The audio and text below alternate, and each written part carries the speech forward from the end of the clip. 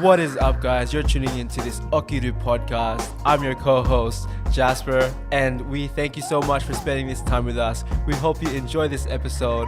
Make sure to follow us on our socials at Okiru on Instagram, Okiru on Facebook, Okiru on YouTube, and also Okiru on major platforms such as Spotify and Apple Music. Thank you so much for spending this time with us. We hope you enjoy. All right. Kristy, thanks for having us over. Your place is so beautiful. Thank you. Thanks for coming today. And I'm glad the weather held up for you. And as I walked in, I'm like, wow, this is the pinnacle of share housing. What do you mean? Because you're sharing your house with a housemate, and I'm just like, well, I've been to some dubious share houses as well. I'm a big believer in a house as a home, right? And it's not ever going to be like a share house. So when you live with me, it's like family. So in this environment, it's not, someone down in their bedroom with all their stuff. It's very much like it's the home that you choose. Yeah, so I've built it so that we've got all our little zones and stuff, and then the bedroom's more like just a sanctuary at the end. But yeah, pockets of joy. It's a joy. Throughout the house. That's beautiful.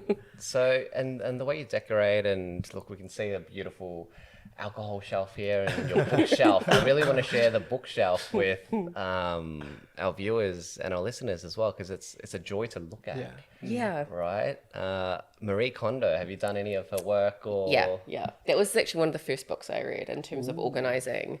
And yeah, my goodness, I actually did the whole proper method back in New Zealand, and it took me a long time. And at one point, someone came over and they were like, do you need to see someone? It's like a hoarding thing, because you take everything out and you put it all in spaces and then choose. Well, I literally did that, and it looks like a hoarder's home because I had everything on the floor all over the house. But what it looks like at the end is like this, because you say goodbye to something, you choose to keep something, you choose to donate. But because I organized everything properly for the first time ever, it did look quite, it's like the whole method can look quite scary if you do it properly. But you brought all your stuff over. You brought your cat Princess over from New Zealand. You bought a whole container. I bought a container over. I had to pack what was going to fit in it. And that's what I have here. But it's a lot of the things, you buy new. When you get here, I would never recommend bringing a washing machine or a dryer again, because they smell a certain way when you open the boxes up after being on a container ship. Yeah.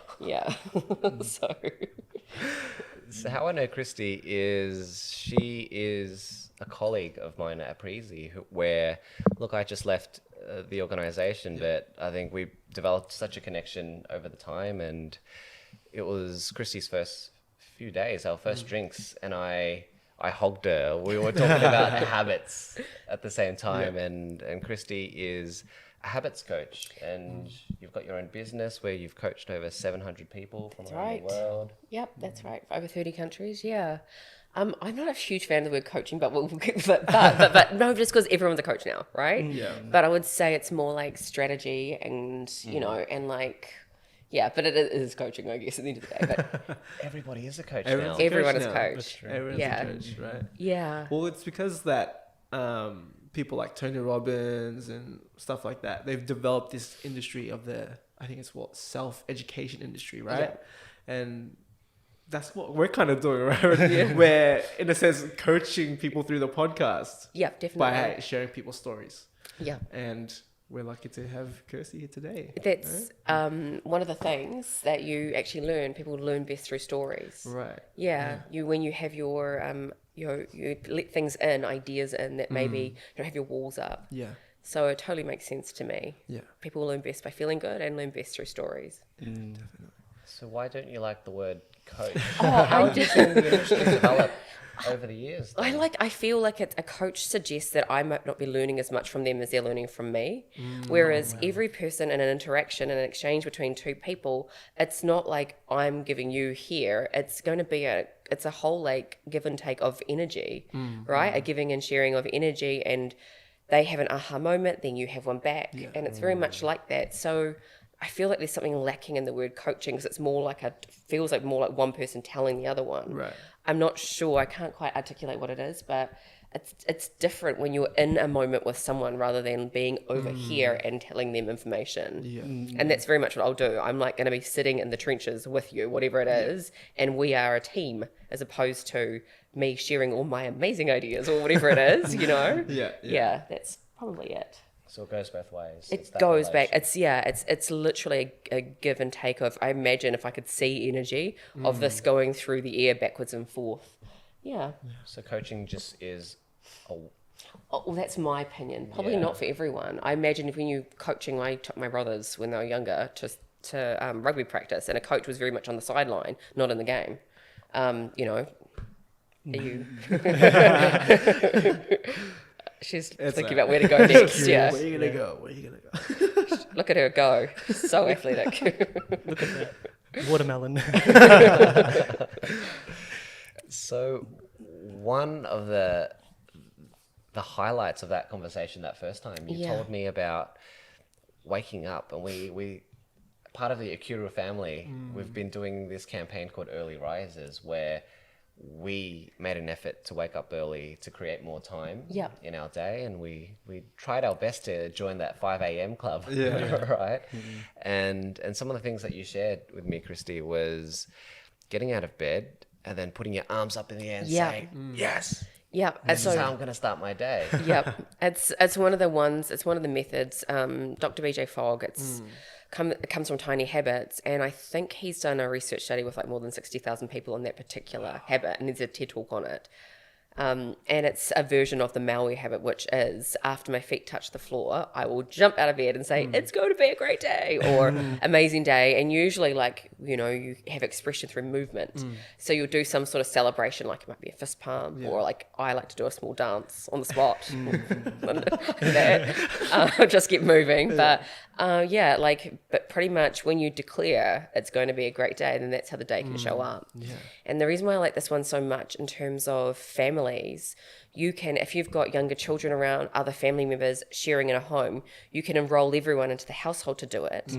And so then you can go into the kids' bedroom and say to them maybe like, what kind of day is it going to be? And they're like, a great day, you know, and it's like, even if you're not feeling it and it doesn't feel real yet, having someone else in your household who does that with you really shifts that energy around. So I really like it in terms of something you can do in a group dynamic. It doesn't have to be whatever the family looks like. It could be housemates or, or traditional family, whatever that looks like. Yeah, definitely. I was doing a similar practice when I was going through my growth stage, and I was reading a book. You probably would have heard of her, Mel Robbins. She did the book High Five Habit. And I was doing that habit of just like waking up and just high-fiving yourself in the mirror. And it just does something in your brain that just says like, you just adds positivity, you know, and it's like good vibes, because it's like the action of doing a high five, she says that it's impossible to think of a negative thought, because whenever you're doing a high five, it's always to congratulate someone, to just, you know, just celebrate something.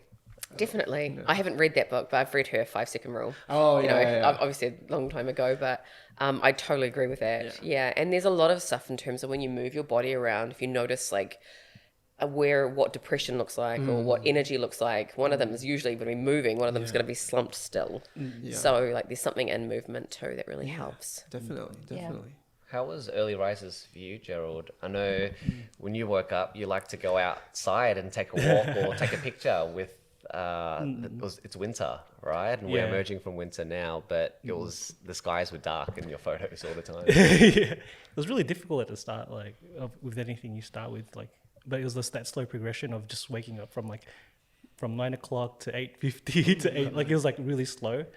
But the one reason I was going outside is like I'll go from my bed straight to my computer, and I'm just like, this is not good. So instead, I'll just go outside, have a walk, and I found myself, you know, starting the day with not so much distractions and just be like, okay, nice. It's like just pleasant. It's just pleasant.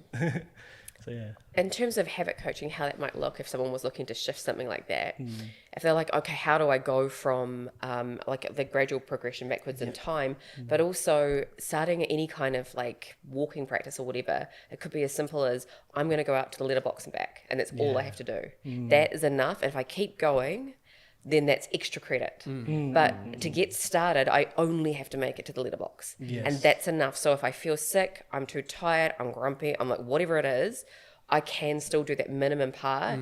And then day after day, you start to see yourself as someone who always shows up. And it really makes a huge difference. And you're not, it's not earth shattering. It's totally fine to only go as far as the letterbox and come back. At some point, you're going to go further. It will happen. So that's like those little walking habits. If like someone's looking to implement something like that, but it seems overwhelming, that's where to start. I think that was one of the things that I did wrong at the very beginning. Is like, I'm gonna go hardcore on this, and I'm gonna run. Like I started running around the block, and the next I was like, yeah, cool, I did. I felt good that day because I was like, oh, I achieved this, I ran. But the next day, I'm like, I don't really want to run. So I just walked, and I was like, it was just like around the block or something like that. But it was slowly, you just build it up. Totally. And that and habits, I'm really glad you mentioned that. Like when you notice your brain or your body, I saw your head moving around like that, noticing those subtle cues around focusing on areas of things that you want to do and things that make you feel good. So if you have an area in your life that comes up and you're you're trying to form a habit around it, but you don't want to do it, a habit is an automatic behavior. It won't happen. It can't rewire it in if you don't want to do it. Because your body won't allow it. It'll only ever be a practice, something you show up and do, but it won't be a habit.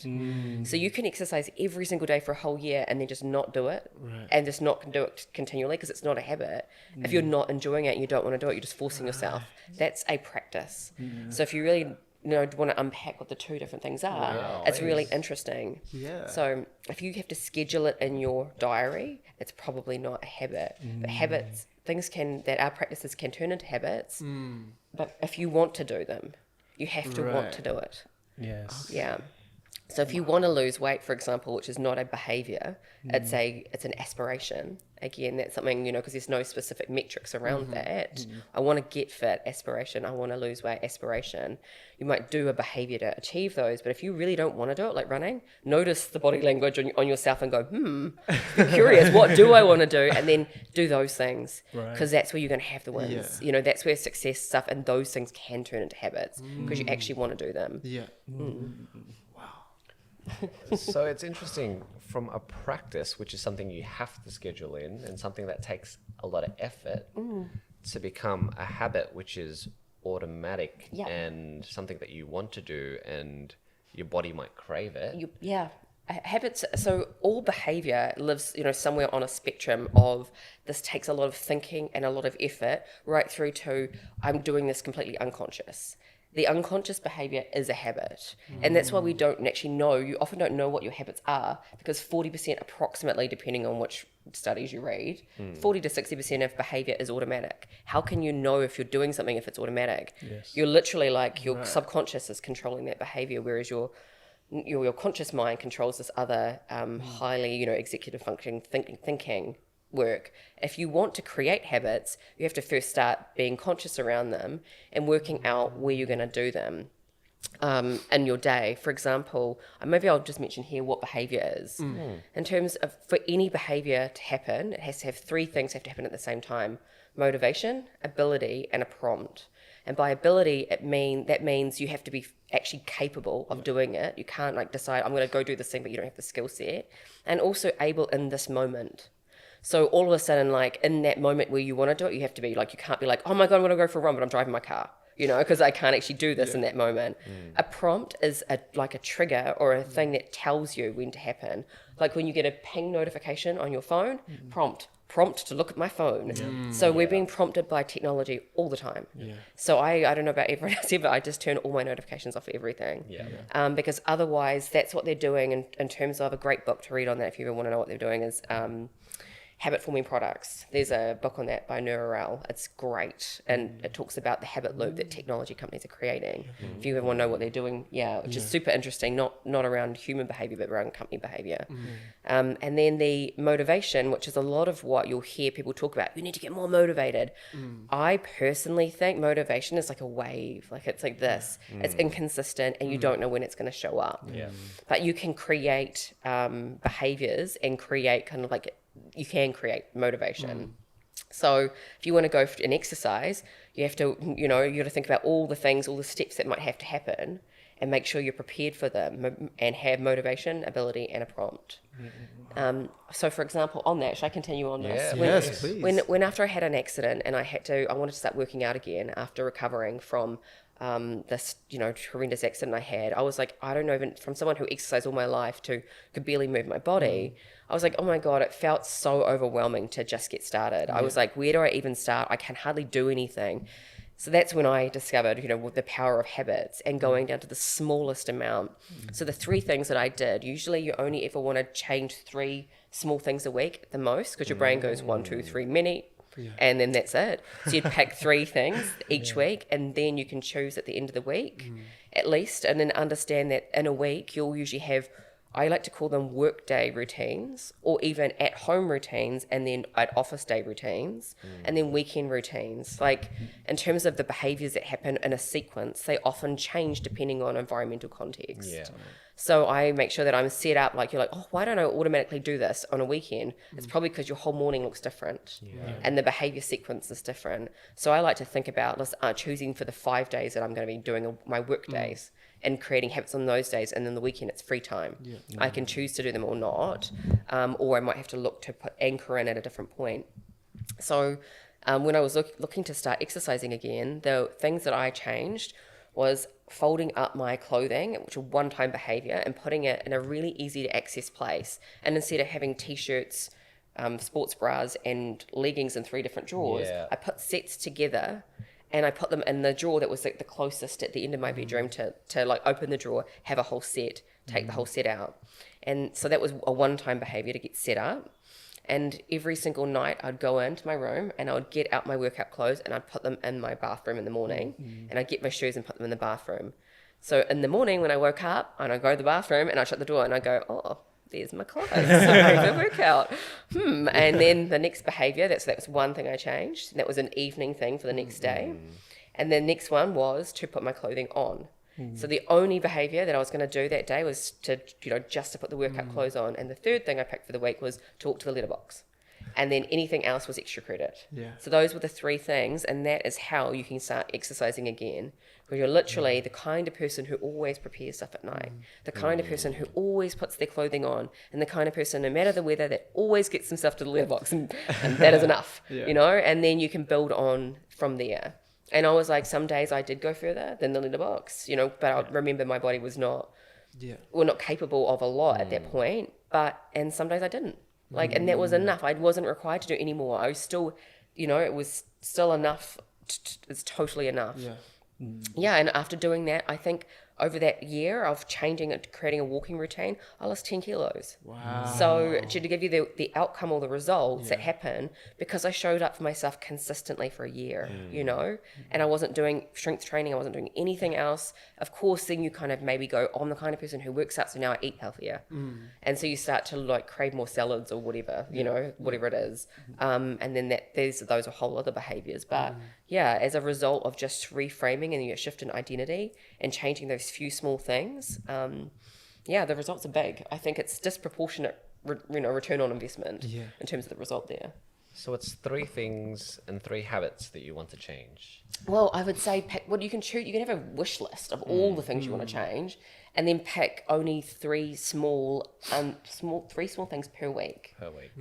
And then so choose your 3, like a shopping list. You can have your wish list. You can make it big and brainstorm and have everything you want, like it's Christmas. I'll have a swimming pool. I have 3 swimming pools. No, I want 3 swimming pools. You can put everything on there. Yeah. But then pick whatever's you want, whatever's going to help you. Like the 2 things we always say in behavior design are focus on what makes you feel good and things you want to do and things that you can do. Yeah. You know, that is where you're going to find success. If it's something you don't actually want to do, it's not the thing to focus on, because there will be something, there'll be something that's fun. Like, not, for example, exercise. You could go to a dance class. Yeah. I mean, there's a whole lot of things of getting yourself all the way there. So I like to pick easier things that I can do at home. One of the ones I did was I wanted to stretch. So I have foam rollers here. And I would on a Sunday, I'd have my prep day, my one-time behaviors to set up for those things during the week. And I'd be like, what am I going to do? It's kind of like my shopping list to myself. And one of the ones was stretching. And I was like, oh, man, hated stretching. So I bought my foam roller and I stuck it down next to the couch and I put my TV remote on it. And the remote was, and I'd look for the remote and I'd be like, you know, and then I'm like, okay, the rule is now you're just going to roll around on the foam roller.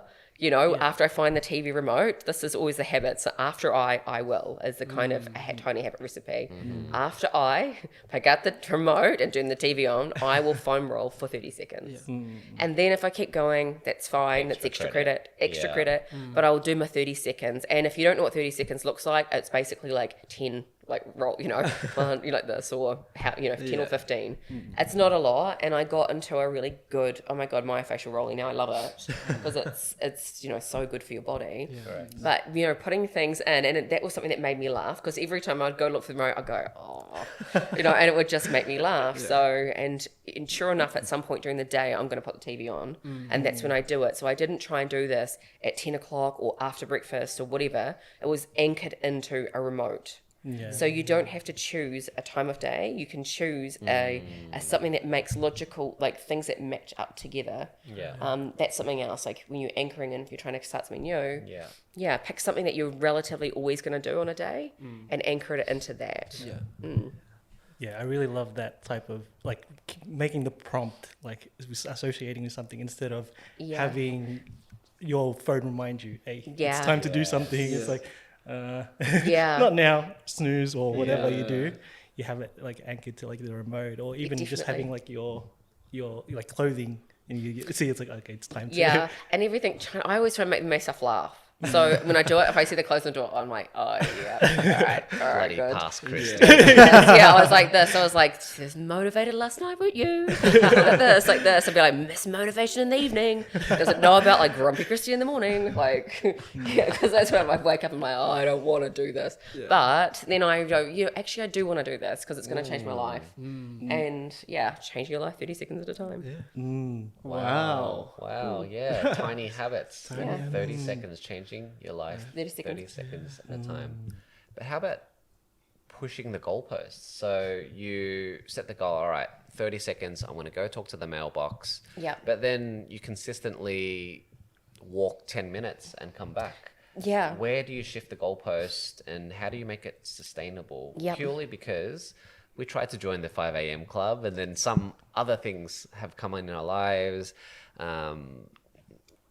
Buying new houses, being forced to move, things like that, right? And it throws a spanner in the works. And we quickly burnt ourselves out over the 2 months that we tried to pick up this habit. So how do you be kind to yourself? But how do you push yourself to be the person that you want to be at the same time? Yeah, I really love that. So I would say it's like, again, creating that like on a weekend or something in a really nice state, going outside, getting a big piece of paper and dreaming up all the shopping lists of your life, right? You can scroll it down. Does 5 a.m., getting up at 5 a.m. help you get that list? You know, like, that's the question. That's the only question. If it doesn't help you, if you can do all the things you could do at 5, at 7, get up at 7. Like, I mean, if that's it, because if it is about getting fit, buying the house, going, traveling or whatever, if getting up at 5 a.m. doesn't help those things, then you just have to sort of lovingly let it go for now. Because you can always get back up at 5 another day. For sure. And you can do it. Like, it can be, like, there's certain behaviors that I'll pick up for an outcome I'm focused on right now, depending on whatever it is or who I want to be. And the other thing in terms of unpacking how to grow a behavior, if you imagine, like, there's a little plant over there. Actually, the Tiny Habits Academy sent me that plant, funnily enough, for doing some coaching work for them. So they imagine, like, when you're creating a habit, imagine it like putting a seed in the ground, right? And then watching it grow. And then say if you want to make it bigger, you might need to repot it, which means you might need to put it somewhere else in your day.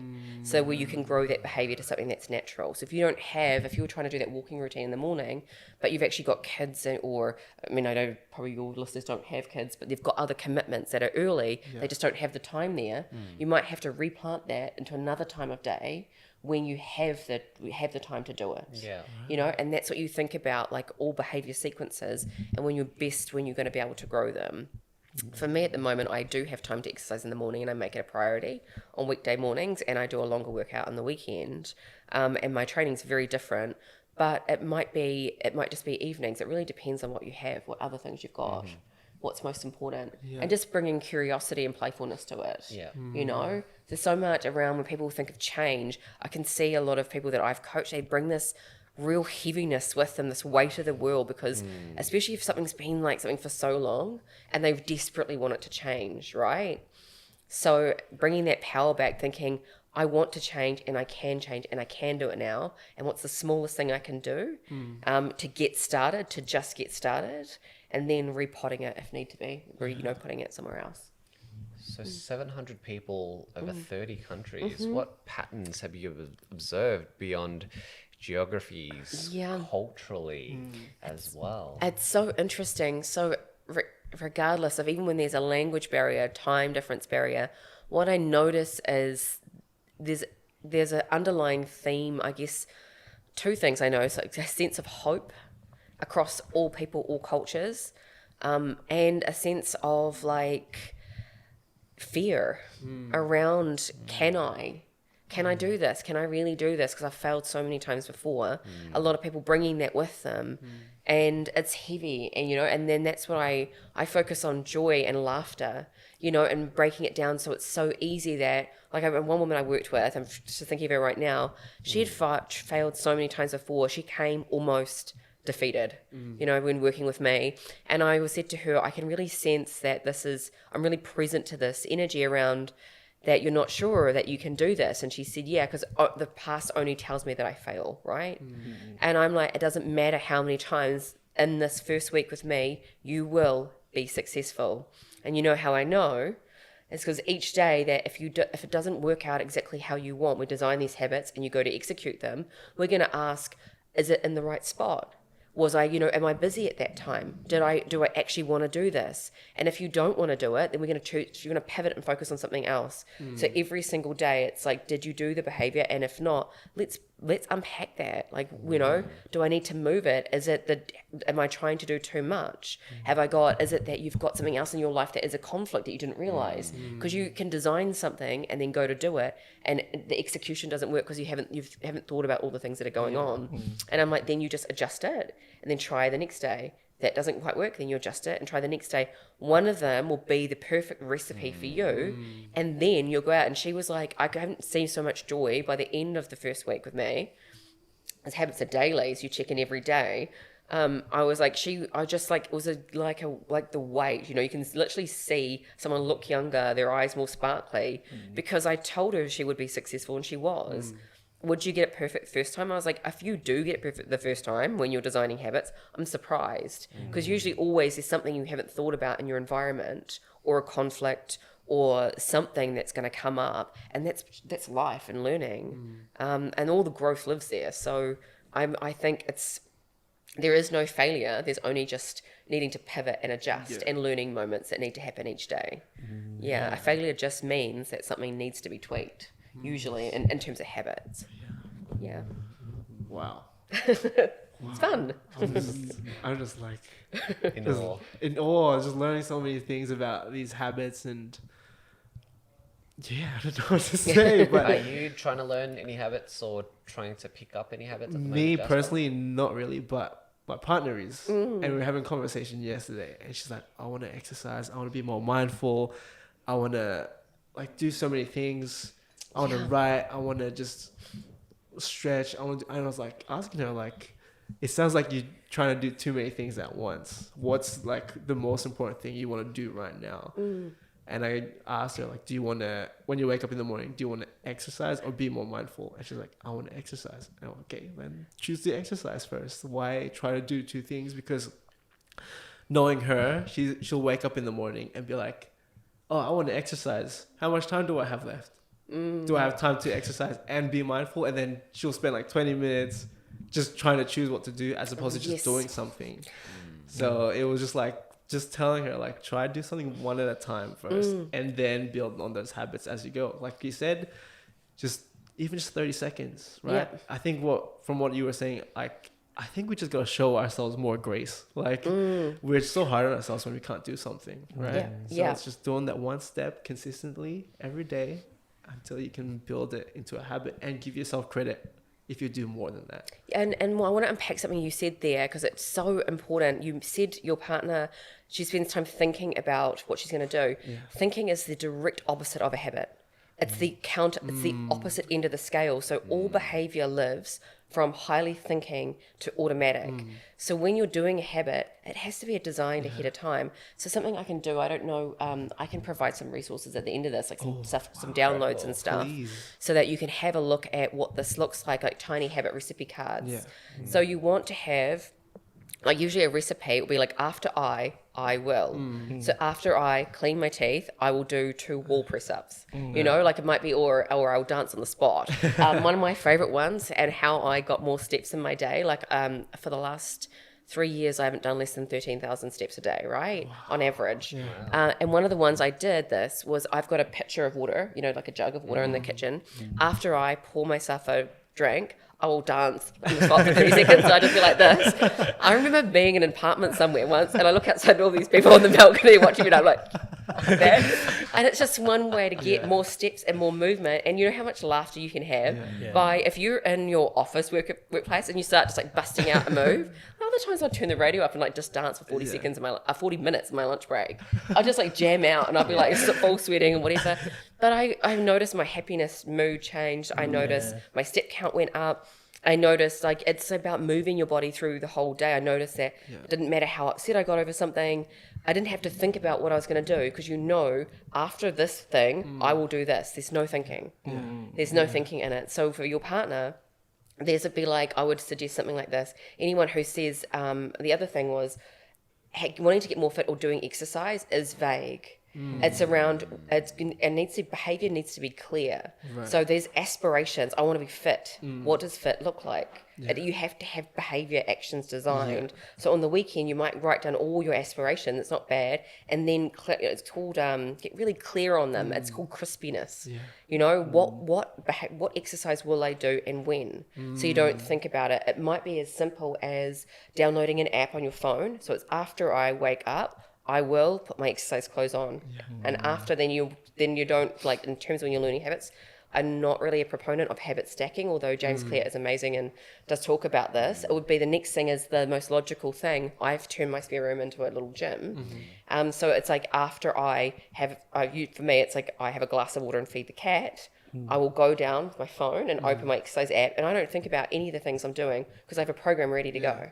So it's got Monday through Friday, and so on the weekend it's a bit of planning, a one-time thing to think about the aspiration, the outcome, and what I'm going to do, and like think about implanting them for the week, setting them up. But during the weekdays I don't think about it. I just get up and I do it because it's pre-designed. And so if anyone's wanting to start that, like you said, focus on one thing, but then also know, you know, complexity and thinking is the like the enemy of habits. Just knowing ahead of time, and you can do that in like a little fun. I like to I call it funify it. I like to funify it on a weekend. So you can, if you want to. I mean, I don't know how old your listeners are. Like, a glass of wine and I get really creative, and I'm like kinesthetic, visual person, so I scribble everything down and work out what my week's gonna be like. The glass of wine and music on. And then, you know, dream big, and then pick a couple of things, set them up with my glass of wine for the week. And then I'm all ready to go. Roll Monday, there ain't no thinking, it's just doing. So a glass of wine, is it a big sheet of paper? Yeah, for me it is. So I like those books. Amazon have them, like the big A2 sized visual diaries, like $10 or something like that. I have lots in my office out there. I should open a cupboard and you'll be like, oh my God, are you a child? Like, I have lots of like pens and paper and pencils and stuff. In fact, when people bring their kids over to my house, I'm like, oh, I just pull out all this stuff and they're like, how do you have this? I'm like, because it's for me. I use this. This is like Saturday with a glass of wine strategy session. It's just like really high level strategy with my crayons. I think like what you said, it's important to have fun with it. And Fun. Liv mentioned something in a podcast a while back, like just to remember the child in you. Yeah.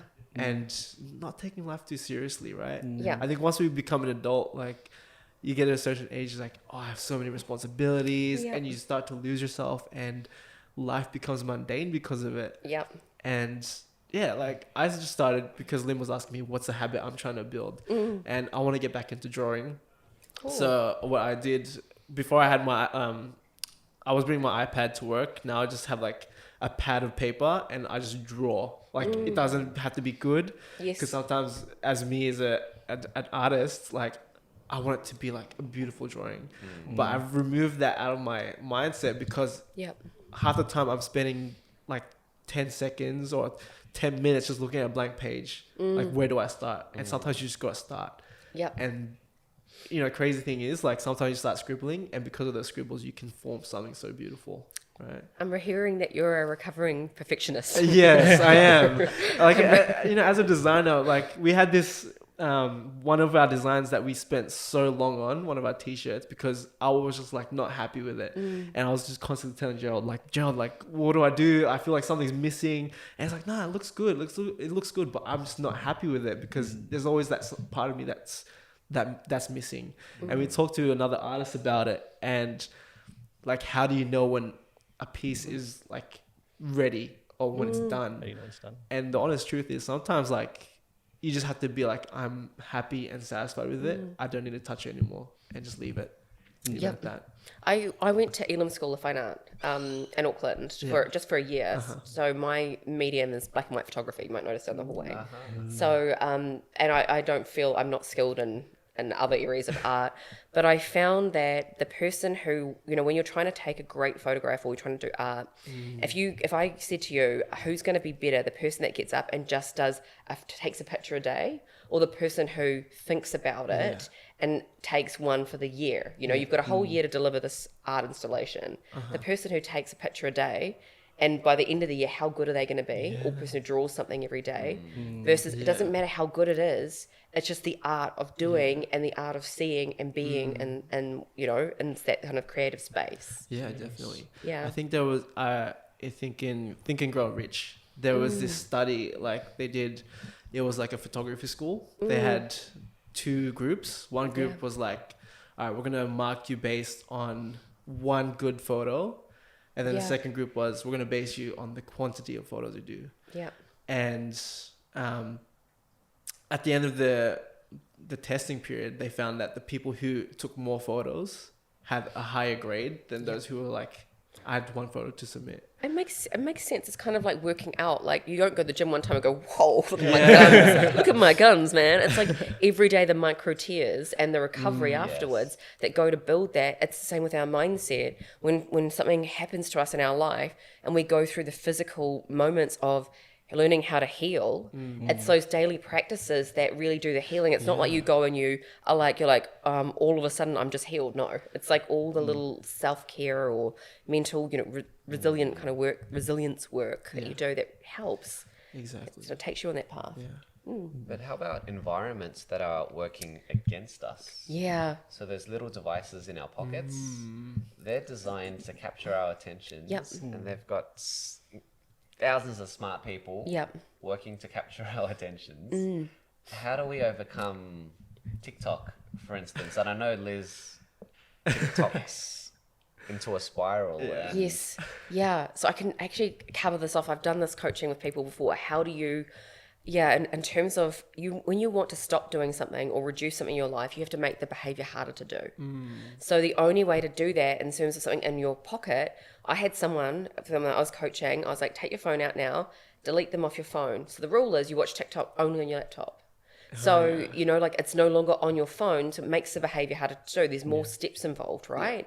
And it brings awareness. So when you are in automatic mode and something ting bings and you're like just mindlessly taking this out, and then you find yourself and you're like, oh my God, where did that come from? How long have I been doing this?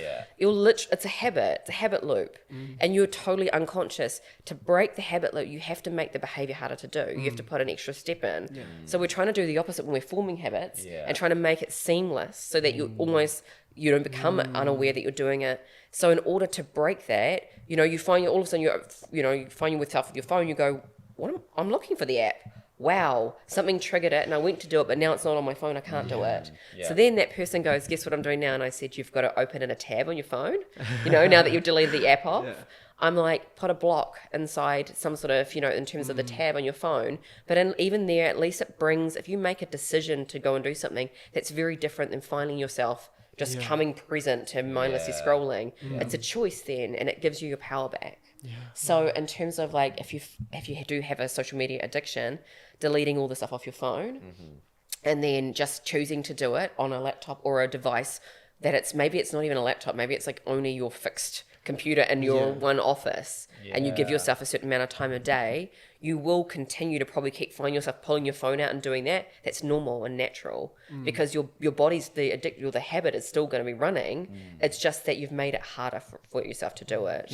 And I think years ago there was this program I used to have it called Freedom. It was an app, and it used to be able to block you from other apps. Then Apple made it like illegal, so they couldn't.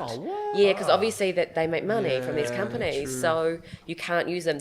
I don't know if there's anything at the moment that stops you from loading stuff, but I know on laptop devices you can have blocks at certain times of days for apps. That's another thing you can do. The key question is, how do I make this harder?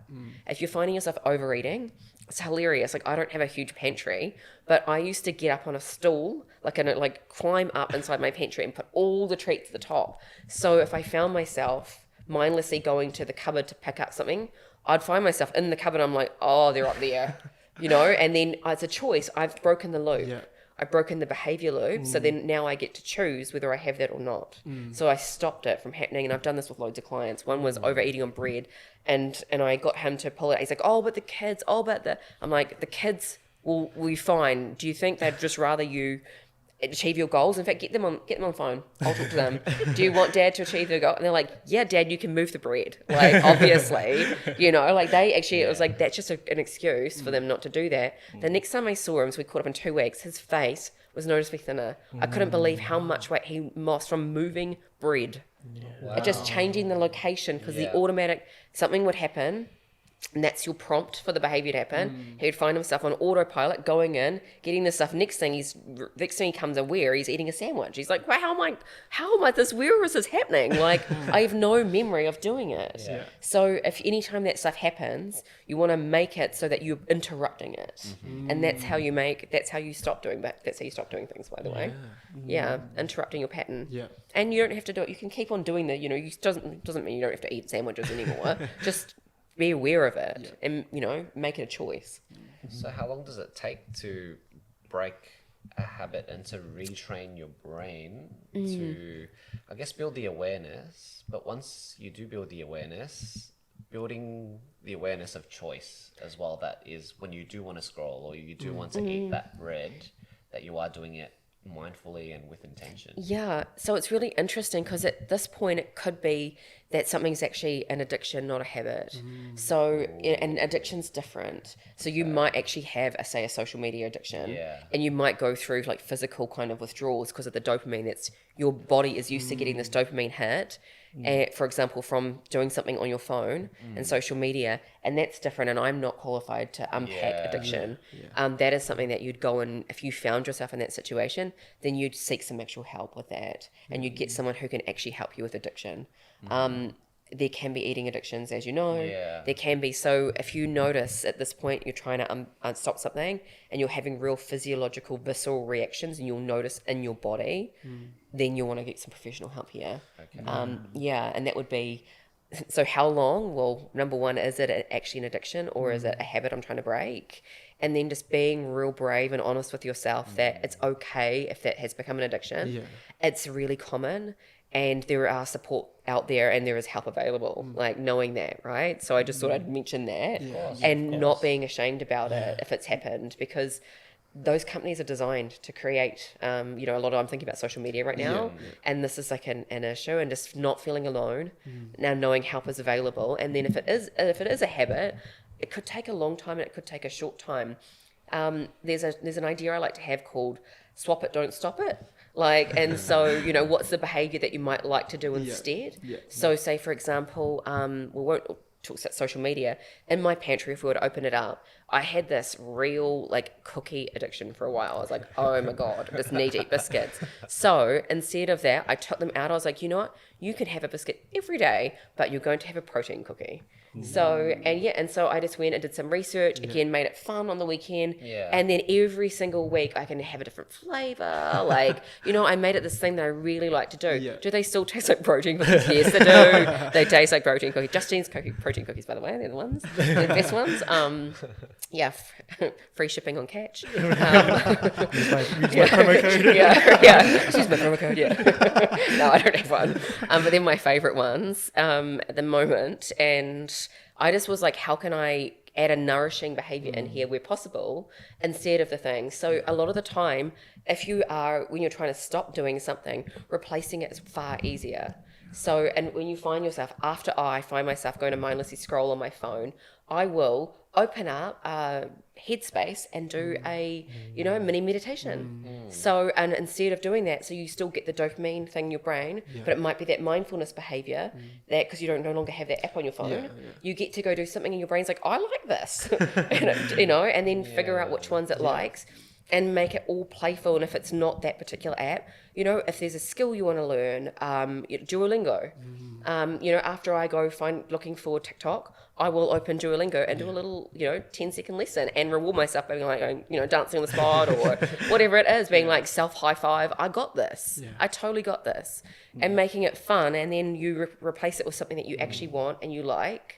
And you feel really good about it. So that's something you can do. And honestly, I do this, and it is really fun. You're like, all of a sudden, I'm like, I'm speaking Spanish. Who knew? Like this, you know, who knew that was possible? Yeah. So all of this training has come from BJ Fogg from Stanford. Yeah. But when we think of habits right now, we think of another guy, James Clear.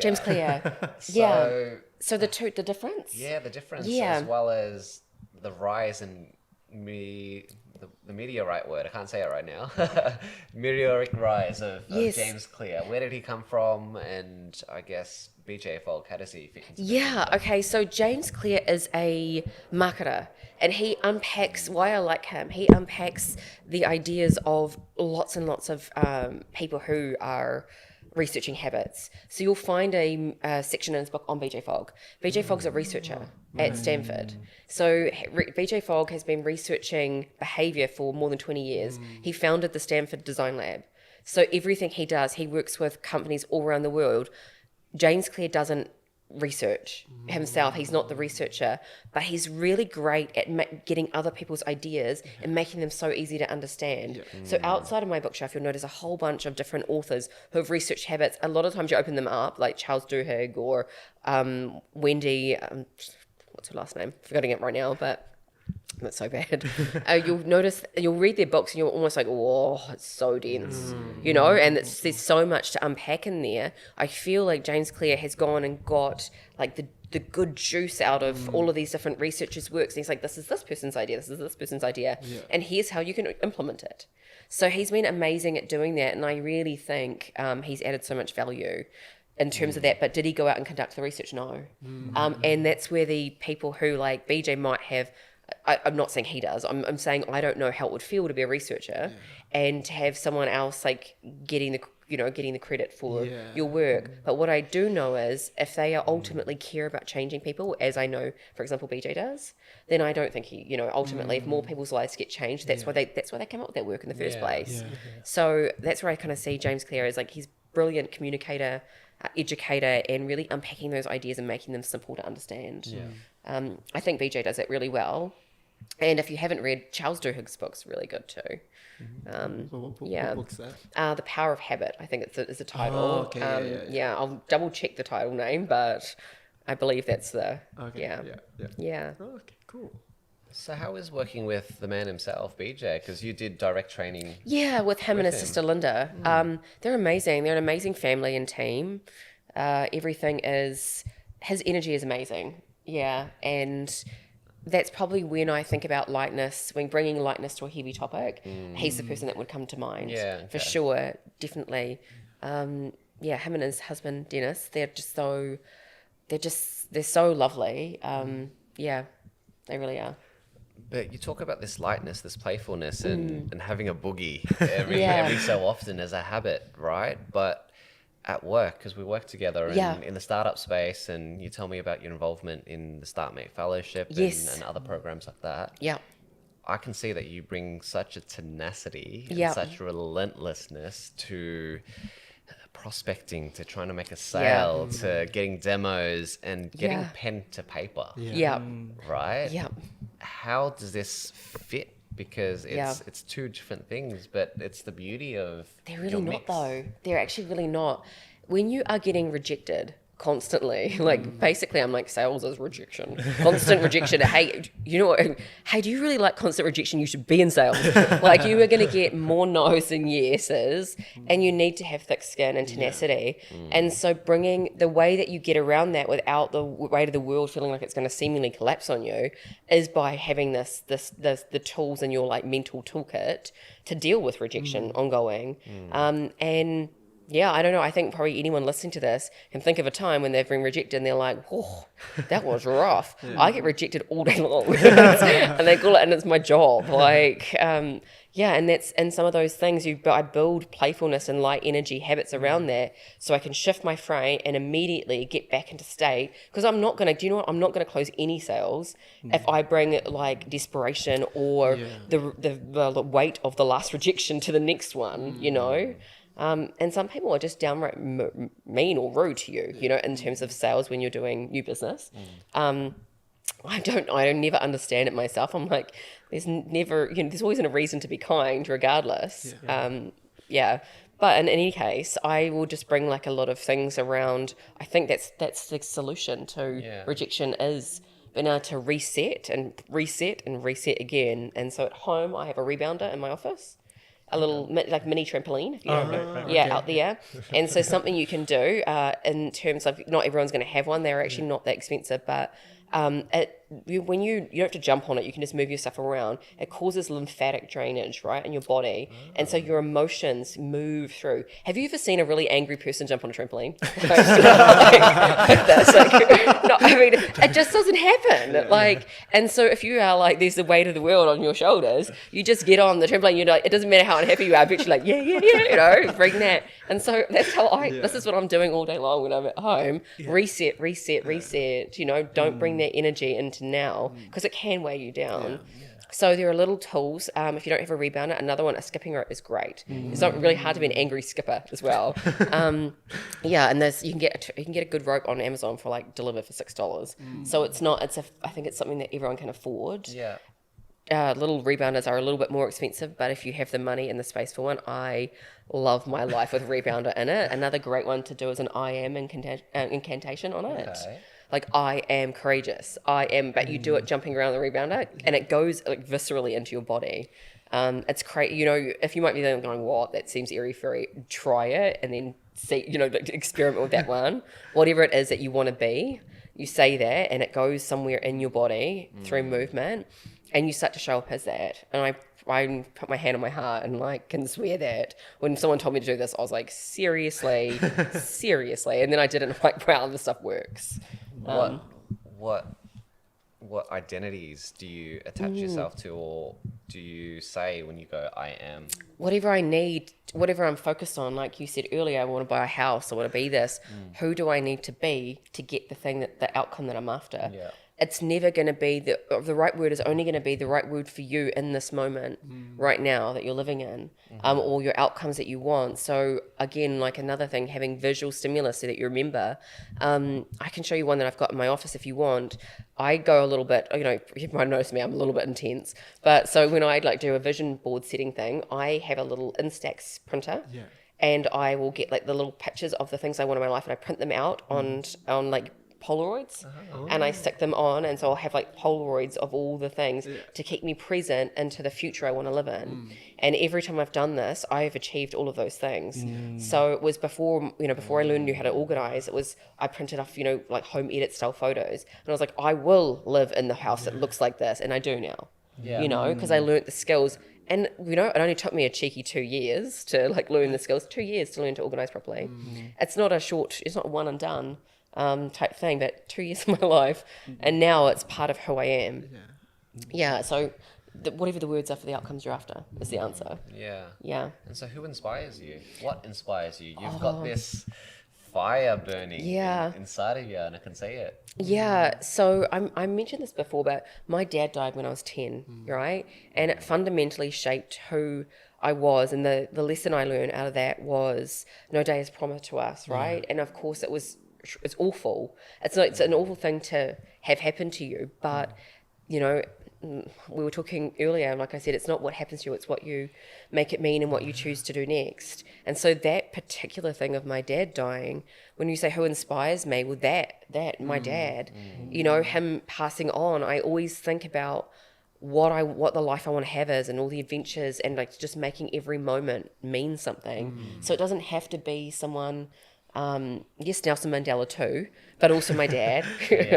And who else? Oprah. The fact that she had a pregnancy when she was 13 years old. The stuff that she's sexually assaulted, the stuff that woman has gone through. If you understand her, anyone who has had major challenges in their life, who has overcome them, especially against the odds. Those are the kinds of people that will inspire me, because I feel like we're all living some sort of version of this, and we often don't talk about it. But we're all people end up having suffering or just real challenging times in their life, and being able to know what to do next and how to get through it, and not only just get through it but thrive afterwards because of it. Not thrive in spite, but thrive because. Of that thing. That's what I'm always looking for. Who's done that? And how can I have some of that in my life? Say that again. Thrive in spite of. Not thrive in spite, but thrive because of. So it's all those. I truly believe this. That all those things, all the hard times that we've seen, all the challenges, the setbacks, they're sent so that we feel we understand, we feel the good times, and they are the gifts in our life if we can learn how to make something great out of them. Just the hard stuff. While we're in the moment, have a pity party, have a pity parade, get through it, but afterwards to look and say, how can I use this to create something amazing? That's where brilliant startups come from. You'll know this. Like I'm coaching in the up-and-coming Startmate Women's Fellowship. And that's some of the stuff. All these startups don't come because, bad stuff didn't happen. They all come out of nearly trying to take something that's not working and make something great. It's all coming from exactly what I'm talking about. Pretty much, I think a lot of startups are in that space, right? The one I'm thinking of right now is Zero Co. They literally scrape the oceans for plastic, and that's what they make their packaging out of. So they do not, they source from the ocean. They source from rubbish in the ocean. They're solving two problems there. Yes, it's terrible that there's rubbish in the ocean, but they've found a way to make it into something great. Yeah. I feel like if we all look for that in our lives, like life would just be like holding hands, singing campfire songs, and life would be so good. Do you remember that scene on The Simpsons where they were holding hands in Life Without Lawyers and like, oh. But seeing the light, but having come from such darkness as well, and your father having passed when you were 10 years old and having to deal with that, and you touched upon your accident as well, and how you had to relearn to walk to the mailbox and to get wins, and it took you 2 years 2 years, yeah. 2 years off work. again. 2 years off work for that. And it was a lot to overcome because there was a sexual, like I said to you, a sexual assault component. And then there was my spine collapsed. I had a brain injury. I have a brain aneurysm now. So I, have to, for the rest of my life, will have to go and make sure that my brain is scanned to make sure that it doesn't get any bigger. And if it does, then there's a sequence. There are consequences from, and what, if I didn't share what happened, I was in Bali and my drink got spiked and I got abducted from a wedding. And I came off a motorcycle. And that was me getting away from that. And this could have happened anywhere. I do not hold this as a Bali thing. I don't even hold it against men because it was multiple men. As a male thing, it's just there's always going to be bad people no matter where you go somewhere in the world. And my question to myself afterwards was, how can I try and, not have that happen again? Because that is not the dream. But it was like unpacking each of those pieces separately and working on, resolving that completely. Yeah. So I like the words I used, so that I felt whole and complete again. Those were the things that I was looking for because I didn't feel that way when that was happening. And it took a long time. The stuff is everyday kind of stuff. I didn't look in a mirror for 9 months. That's mostly to do with the sexual assault component. Couldn't face that. My hair fell out. I put on 15 kilos. But I knew that was all really superficial stuff. What was actually mattered was the emotional stuff that was going on the inside. And I knew once that changed, then the physiological stuff would shift, and it totally did. And if anyone is in this position where they've had any of those things, again, this is where professional help, there are people who are trained in this. I picked someone to help me with sexual assault was the first thing I picked. If anyone's had that happen, I highly recommend you see someone. That was life-changing for me. And then the other things were a lot easier. I guess the physical stuff was doing the rehab work. I tried a whole lot of natural things. I was on 12 different medications when that happened because my whole spine, I've been dragged by my arm. My nerves just didn't stop shaking. I didn't stop shaking. I had PTSD. I would compulsively clean and lock windows, and it was not good. It was not a good thing. And I had to go on medication to try and help me stop with compulsions. I haven't been on medication since 2020 now. Wow. So 2019 was when I was deemed able to go back to work and stuff. That's when I started habits coaching. And 2020, I gradually, one by one, came off one medication at a time. And I haven't been on anything since 2020. To me, that was massive, being on 12 different things. And again, a big proponent on taking medication and doing imagine if you broke your leg and you're using crutches. I see medication like crutches, so you can do the work that you need to do to heal. And that's exactly what I did. And I take lots of supplements and things for well-being. But if anyone else is listening to this and they've had stuff happen, speaking to an expert who they've trained for years in that particular thing. And I kind of explained it to my girlfriend who was going through some hard stuff. I was like, therapists are like burger bars. And she's like, what? I'm like, well, they're usually really good and known for one burger, right? For one thing. Yeah. And you wouldn't be going to the place that's famous for its fish, asking for a steak burger, And I'm like, with therapists, you're not going to see the same person for all the things. Yeah. You're going to pick someone who's an expert at that thing. And then when that thing is resolved, for however long it takes, is how long it takes. Yeah. And it can be quick. It can be, because you don't know what's going to come up emotionally. You don't know if it might be stacked onto stuff that you've repressed from childhood. Because that happens. And then lovingly letting that go and moving on to the next thing and doing that one. Yeah. And that's what I did, and that worked for me. Yeah, and I was like that. I was like, I think I'm going to write that book. Therapists are like burger bars. Thank you for sharing. Have you written any books? You sound. I write, but I haven't written a book yet. I wouldn't mind doing. I like this author called Edward Monkton. Have you heard of him? No. It's they're like picture books for adults. So I wouldn't mind writing some picture books like this that are humorous with little lessons on how to get through. Might be like, this is the thing that's happening, and it's really fun and cutesy, with stories. So it keeps it light, but it actually has a helpful lesson in it. Yeah. That's the, you know, how I might be like that when my girlfriend was this, she came to me, she's like, I don't know who else to talk to about this. How do I choose a therapist? Because, you know, her thought, she's like, I never even thought about I'm going to end up might be seeing 3 different or 4 different ones. I was like, not all at once, and it's not any more expensive. It's just get the specialty part from them and heal that part and then move to the next one. So I saw a bunch of different types of people. Yeah. And so through your habits coaching, how, through the demographics, did you get any young men like us?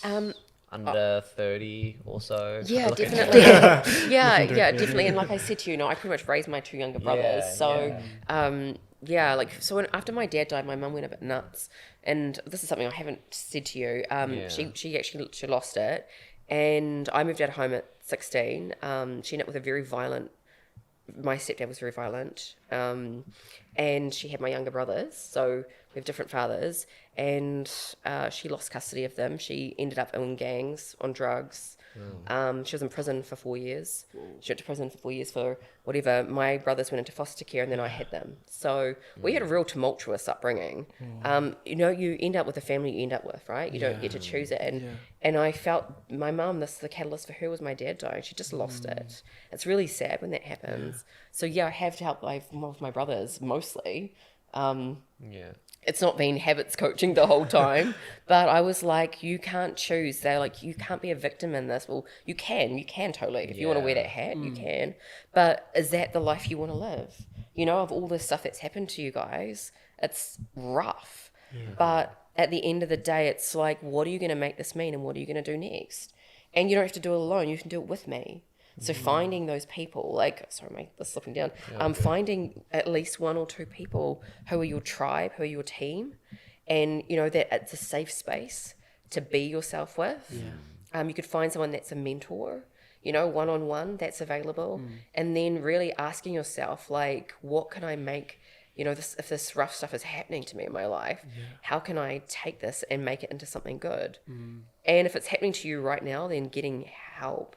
In that moment, like, you don't have to solve all your problems right at that moment. If they had happened to you right now, like I said to you earlier, I didn't solve all mine right in a minute. of course. There's always ups and downs. But in terms of, yes, I have younger men for sure. Mostly they've come into me for study skills and things, right? But then you end up unpacking that they haven't got a good home life, and that it's not study skills that are the problem. It's the fact that they can't get a minute. They're not allowed to shut their bedroom door, and they can't get a minute's silence with everyone, with all the violence and stuff that's happening, you know. And this, I'm not going to say that these people are, but they don't get a minute to themselves. There might be drugs in the household, or there might be something.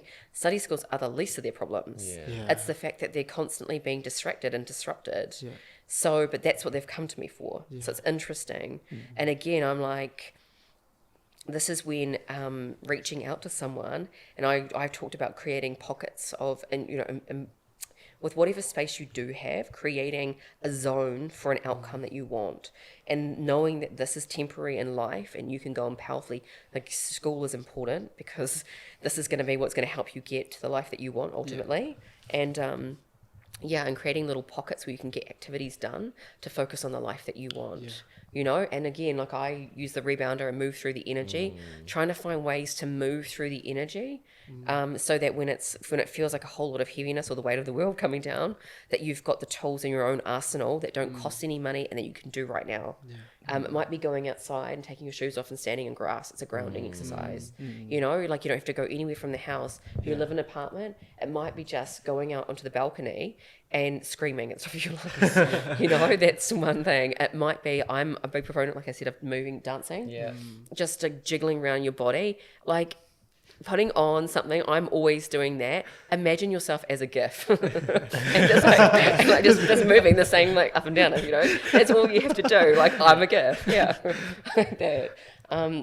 GIFs can teach us a lot, to be honest. And look, my takeaways from this conversation today, look, setting up the time before your week to do that planning so that your Monday to Friday becomes automatic. Definitely. So that's something that I think is not talked about enough.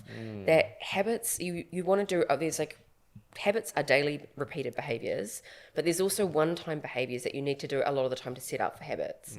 So scheduling in, if you've scheduled the time to like, you can chunk out, say, exercise or mindfulness or whatever it is during the week, having this creative play time as a one-time behavior on the weekend, whether it's on Saturday or Sunday, whatever suits your schedule, where you come up with, okay, what do I want to do this week? Your wish list, your shopping list of life. And then you can set up the environment, the little pockets in your home to get the activities done ahead of time. It might be the one-time behavior, might be, okay, I want to get healthy in terms of food.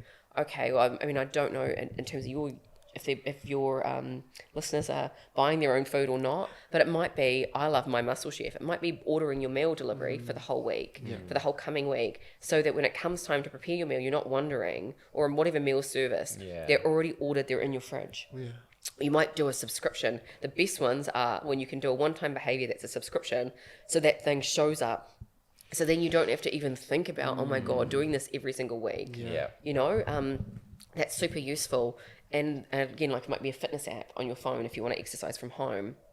And then ordering, if you need a couple of bits of weights or a mat or whatever it is, ordering that one time, setting things up ahead of time. If you think about people who do have, you know, if you ask someone who's a runner, well, how do you do it? It's probably because they have running gear, they're running shoes in a scheduled time. They know the route they're going to go on ahead of time. They've got their music set up. They've got their playlist done. So it might be getting all those things in the right spaces, you know, all ahead of time. If you want to do it in terms of exercise, I try and take out the least amount of steps to get there, to try and remove all barriers that can get in the way. So I have my spare room turned into to exercise. So I just roll out of bed, and it doesn't matter how tired I am, I still do a workout, you know? And some of the things I do like about apps over the gym, when I tap on the exercise, if I've got like at the moment I've got something in my lower back, so there's certain exercises I can't do, you can usually tap on it and it'll give you an alternative.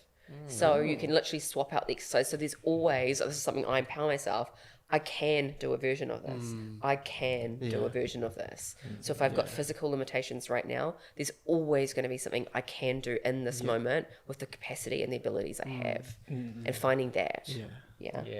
So taking that Saturday or Sunday out to plan and do that creative planning to... what was it? Curating your environment. And the one-time actions to set up the habits. But also being crispy. Crispy. As well. And I'm thinking just like crispy pork stuff. Like be crispy. And being specific. Right? Specific. So I'm going to give you some resources at the end of this, like some little exercise and stuff. The other thing is really thinking about anchors. I haven't really talked about this. So when you want to start a new behavior, you anchor it. The easiest way to do it is to anchor it onto something you always reliably do in your routine. This is the easiest way to get started. So it might be you're like, well, I don't really have a routine. I don't really do things. Well, do you go to sleep at night? Do you wake up in the morning? Yes. Okay. Do you clean your teeth? Please say yes. Please say you clean your teeth. There's little things like that. Do you pee? Do you pee? I'm sure you pee. So like, there's a few things. And please tell me you wash your hands. So like these are things that people they're already likely to do. And then you want to think about the frequency that you do them. So if you're anchoring on a new behavior, like after I pee, I will do 2 sit-ups. You might pee 15 times and you're like, well, that's a lot of sit-ups. Also, do I want to lie on the bathroom floor? You know, so, and do I want to do it at workplace? So there's certain things that you have to think about logically, how often you'll do that and whether you're actually going to get down on the floor and do this. So a better one is after I dry my hands, I will do 2 wall press-ups, you know? And so each time you anchor it, you create a big picture in your mind of, you know, to do a post-it note of yourself hanging up the towel and then doing the 2 wall press-ups, and you can see it clearly happening. And the other thing to do in terms of if you want to ever get into habits and you don't want to be making notes or whatever, is it's called rehearsal. So ahead of time, you practice it 10 times in a row. So it's not like when it comes Monday morning, it's not the first time you're doing it. You've designed something, you know what you're going to do, and you've tried it out already. I've tried it on. Does that work? Does it feel logical? Like after I put my feet on the floor, I will say it's going to be a great day. You can lie on your bed, like throw the covers back, sit on the floor. Yeah, it's a great day. Lie in bed, back full. Ooh, like it's like a gift. Like you are the gift, and that has your brain. When it comes time to do it on the Monday morning, you're more likely to do it because you've already tried it 10 times. So you just do it in one go. It's kind of like shooting hoops. It's exactly like that in terms of behavior. So thinking about those anchors and anchoring on a behavior there. If you want to get just you know, you're waking up tomorrow and you want to get started on something. Yeah. And you just want to add something in your day and you don't want to have any kind of formal routine. This is a really cool method. Yeah. I've done it loads. And the question is this the life that I want to live? Yeah, right now. And just answering that question. Yeah. And what's the smallest thing I could do that I want to do? You know, and focusing only on the stuff you actually want to do. If you notice yourself going like this is a big sign you don't want to do it. If you notice your head doing that, if you notice your head going no, because your subconscious, you might be like, should I do that? If you notice you're doing this, your subconscious, it only has one way to tell you. It's by moving your body. So listening to those subtle cues, or if you notice your body starting to do anything weird, noticing that about yourself and going, ooh, that might be not the thing for me this time around. But what's something similar? You know, there's always going to be something that you can do and you want to do. I think it's also like asking, is this gonna help me get to where I want to get to? Yeah, right? yeah. Like, is this changing the seed into different pots? Right? Yeah. Is it gonna get me to where I'm going to? Like, it's something I say to myself if I ever catch myself in any certain emotion or like doing something that I probably should be doing. Is like, is this action or is this feeling gonna help me get to where I want to? If it's not, then why am I gonna let myself stay there as well? You know, and just like having empathy for yourself. If you do find yourself doing something, not going, oh, you're so stupid, or you know, all that self stuff we do to ourselves. Treating yourself like your own best friend and having kindness and grace, because it's really, I do it to myself still. This is an ongoing process of not reaming yourself a new one, like, you know, for like finding yourself doing something that's counterintuitive and just going, okay, cool, this totally isn't. And I'm so glad that I found myself doing this right now, you know, and like, I've got this, you know, every time you find yourself doing something that's against your goals, is one more time that you're aware, and one more time you're less like, you know, that you're more likely to get on that track. Yeah, definitely. So the self high five in those situations that you found yourself doing it and that you're recommitting. Yeah. Amazing. And I think throughout this conversation, your self-talk is very powerful. So what are some phrases apart from I and I will and I can? Is there any other phrases that people can practice and use? Goodness, let's have a think about that one. If you've got some thoughts, I am is the most powerful one in my opinion, because your identity, who you declare yourself to be, is the only thing that you'll show up as. Yeah. So I am is probably the most powerful statement you can make. Yeah. And in terms of, you know, when you said around a lot of these little behaviors, when you're doing a habit thing, doing 2 wall press ups isn't going to give you guns for the gym. Yeah. But what it does is it starts to get your identity related to someone who cares about well-being, and it's at a physiological level. So you start to shift your perception around yourself by doing, not thinking. Yeah. Yeah. So it's really powerful, because then you're like, I'm sprinkling exercise, I'm dancing at the jug, and I'm doing press-ups in the thing, I'm exercising all day long. I'm a fitness model, you know, like this, and you change this. Yeah. And then all of a sudden you're like, okay, well, maybe I will start going to the gym. Like if there are people who are at the point where they're like embarrassed about going to the gym, yet just doing these few things at home might be enough to shift to feel like I actually can do these workouts.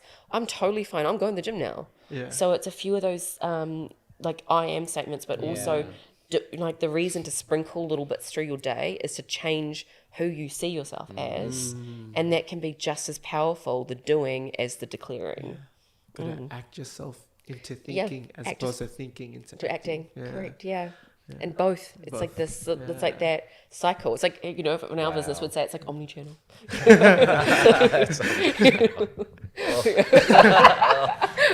I've left. Don't remind me. Oh dear. Yeah, feedback loop. Yeah. I think this feeding down to that, and that feeding back to this is always where I'm going with stuff. Like, and I used to be so like disconnected from there downwards one set of behaviors and here up, and now it's very much that feedback loop. Yeah. It really does work. Yeah. Definitely. Wow. Beautiful. What an incredible conversation. And Jasper, 3 questions. 3 questions. You want me to ask the 3 questions? So courtesy. Before we end the podcast, we have to ask 3 questions. So we'll go by them as you answer them. Sure. What are you grateful for? Oh my goodness. Well, I'm grateful for this conversation today. Yeah. And yeah, right now oh my God, I'm so grateful for family. My family's in New Zealand and I miss them. I talked to my brother today and I just felt like, I needed to reconnect. Yeah. Just having that, can't choose your family, but and I love mine to pieces. It probably sounded terrible, but I miss them so much. And I'm really grateful for family and for you guys coming here today. We're very grateful to be here, and thank you for being vulnerable with us. Yeah. We really appreciate it. Of course. Second question: what have you realized From this conversation? from just anything? life. Just in life. Oh, goodness me. Have you had any realizations lately?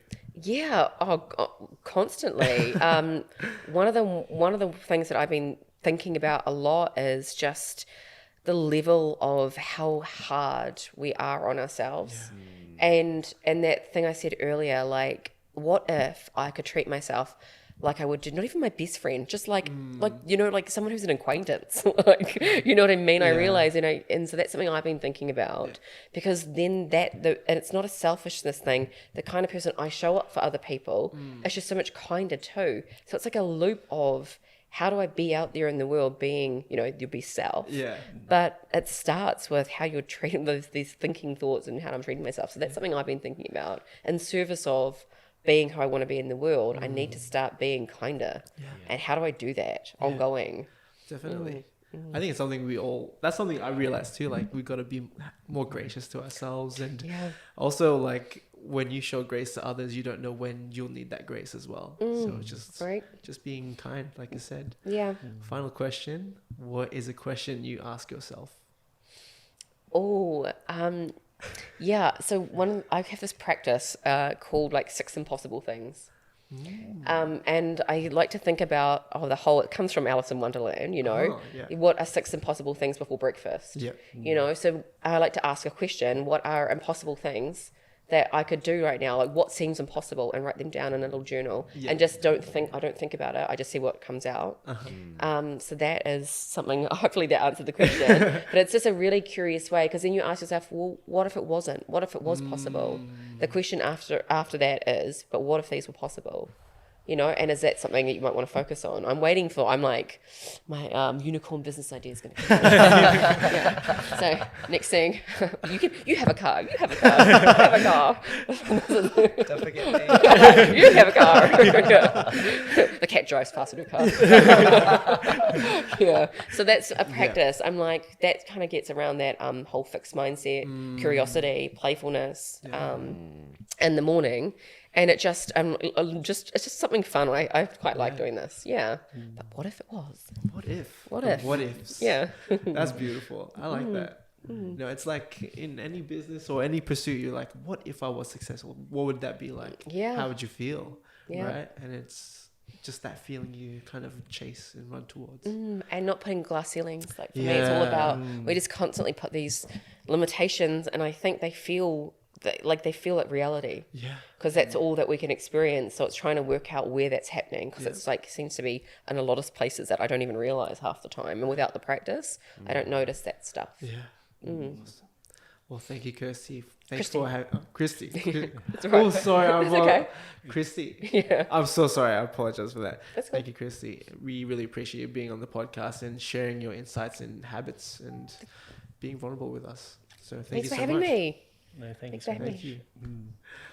All right. I guess that's it, man. Like, let's close it out. Peace. Okay.